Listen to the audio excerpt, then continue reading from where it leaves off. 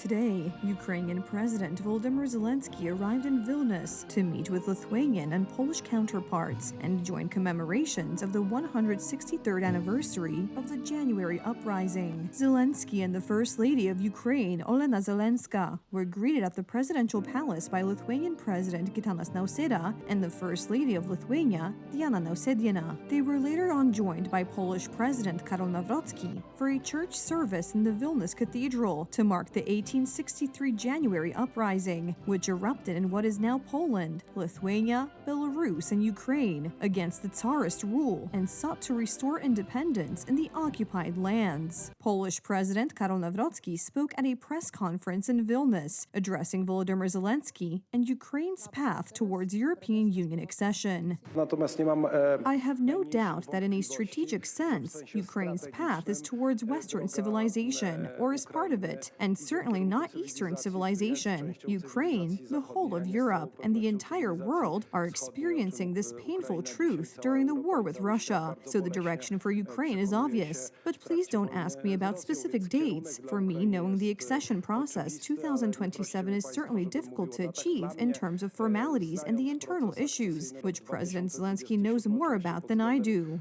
Lithuanian President Gitanas Nausėda also spoke at the press conference in Vilnius and spoke about how Zelensky had presented the latest progress in peace talks on Ukraine, initiated by the U.S. President Donald Trump.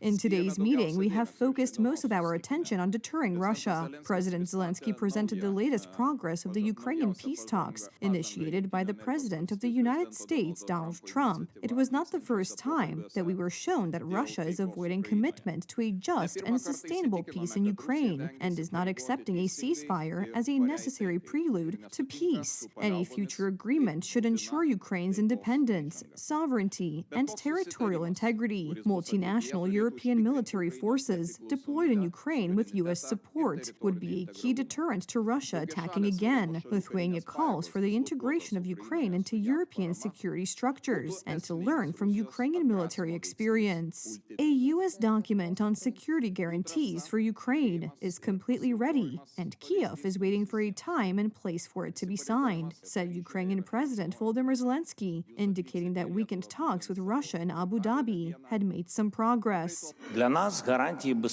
For us, security guarantees come first. These are bilateral security guarantees from the United States. The document is 100% ready, and we are waiting for our partners to confirm the date and place when we will sign it. After that, the document will go through ratification in the U.S. Congress and the Ukrainian Parliament in line with our agreements. The second security guarantees for Ukraine are European security guarantees, a coalition of the willing, and most importantly, membership in the European Union. On Friday, January 23rd and Saturday, January 24th, Ukrainian and Russian negotiators held their first trilateral meeting, including U.S. mediators in Abu Dhabi, to discuss Washington's framework for ending the almost 4-year-old war, but no deal emerged. However, Moscow and Kiev both said they were open to further dialogue, and more discussions were expected next Sunday in Abu Dhabi, a U.S. official told reporters immediately after the weekend talks.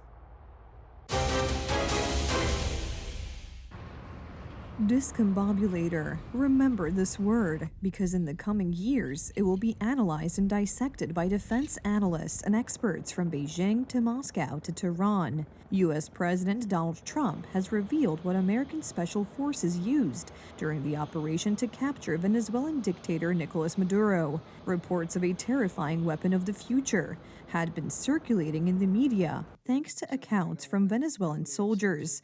Now, for the first time, the Americans have admitted that they have such technology at their disposal. It was one of the most daring and surprising special operations in history. The multi-level, coordinated attack by American special forces on the Venezuelan dictator's compound attracted worldwide attention, not only in a political context, but also, and perhaps above all, in terms of how the operation was carried out. As nearly 200 of our greatest Americans went downtown in Caracas, it seems those Russian air defenses didn't quite work so well, did they? Downtown Caracas, and grabbed an indicted individual wanted by American justice in support of law enforcement without a single American killed. That was what the official reports said. However, something did not quite add up in the analyses presented by experts around the world. It is difficult to assume that Venezuelan soldiers or Maduro's Cuban security forces were unable to put up resistance. At first, it was assumed that they had defected to the Americans, but then the first accounts of those who survived the American assault began to emerge. I heard a strange explosion. Actually, first I heard a whistle, just a whistle, and then suddenly I couldn't hear anything and couldn't move. We felt the impact. When I got up, everything was in ruins. Everything was destroyed. Another statement appeared on social media. There, an officer from Maduro's security detail directly suggested the existence of a superweapon, something that basically disabled everyone who was within its range. They opened fire extremely quickly in bursts and used some kind of sound waves or directed energy. People fell to the ground, bleeding from their ears, noses, and mouths. We couldn't even aim properly. Every time someone tried to return fire, the drones detected them and destroyed them almost immediately. It was impossible to get closer. In less than 15 minutes, they took complete control. The entire operation lasted less than a dozen minutes, despite the presence of several hundred armed soldiers around Maduro's complex and inside his stronghold. The American commandos suffered no casualties. Experts counting the destroyed Russian and Chinese-made equipment wondered how it was possible that such a small American unit was able to dismantle the defenses of the Venezuelan capital. Donald Trump has already clearly admitted that a completely new type of weapon was used in the operation. Yeah, it's something I don't want to, nobody else has it. We have weapons that nobody knows about. And I say it's probably good not to talk about them, but we have some amazing weapons. That was an amazing attack. Don't forget, that house was in the middle of a fort, an army base, a big one. But in a recent interview with the New York Post, he revealed its name and how it works.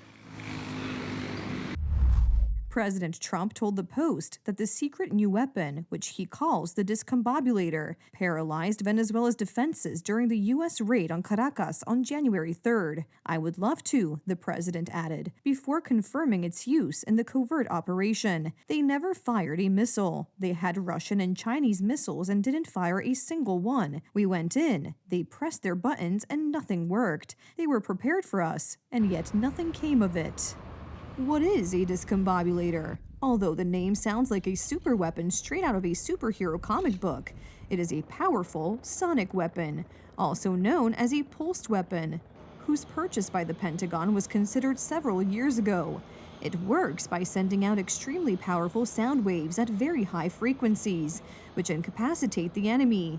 At the same time, it can interfere with radar and targeting systems. So far, its use has not been confirmed anywhere else in the world, and considering the list of Washington's potential adversaries, the action in Venezuela is certainly being closely studied today in Russian, Chinese, and Iranian military headquarters.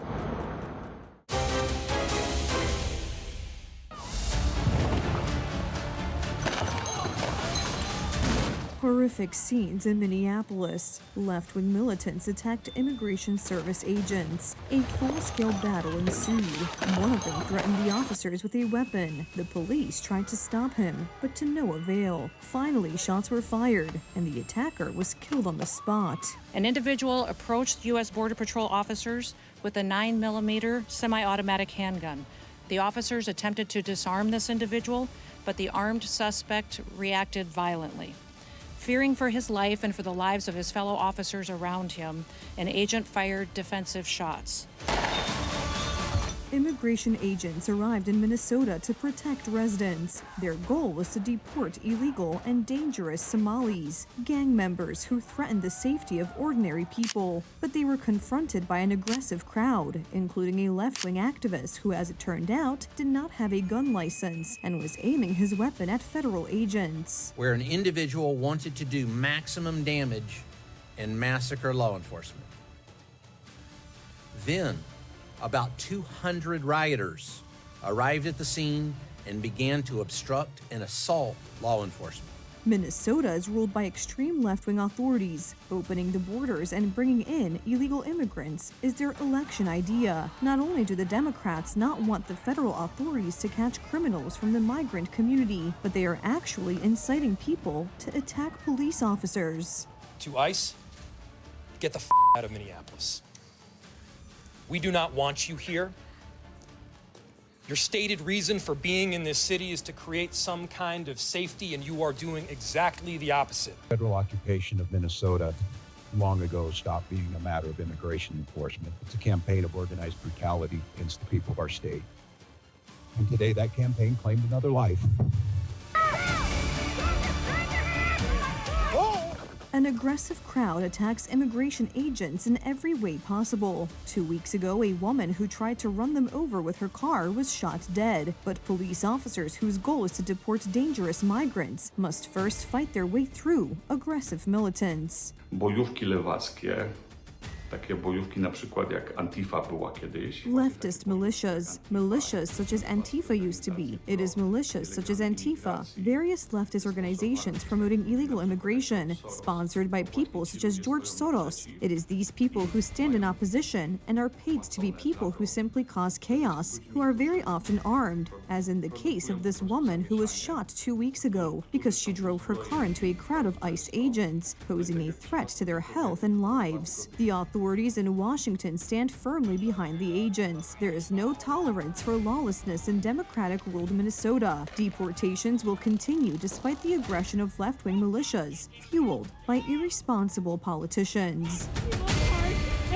This is the gunman's gun, loaded with 2 additional full magazines and ready to go. What is that all about? Where are the local police? Why weren't they allowed to protect ICE officers? Let our ICE patriots do their job. 12,000 illegal alien criminals, many of them violent, have been arrested and taken out of Minnesota. Donald Trump was essentially elected to stop the huge wave of illegal immigration, which has had a very negative impact on American society as a whole, and to combat its effects. That is why we are seeing a certain escalation in Minneapolis. The federal authorities cannot back down, and the methods they are using are no different from those used by the American police or federal services for, let's say, decades.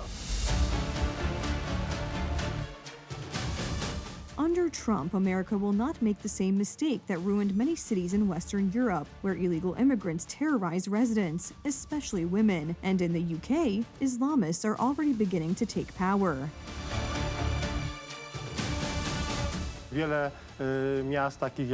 Many cities such as London, Birmingham, Manchester, and the suburbs of Manchester are basically non-British enclaves. All measures have been exhausted there. Well, if I recently saw a video with the mayor of Brighton, who didn't speak English very well, what are we talking about? And this man is elected in a general election.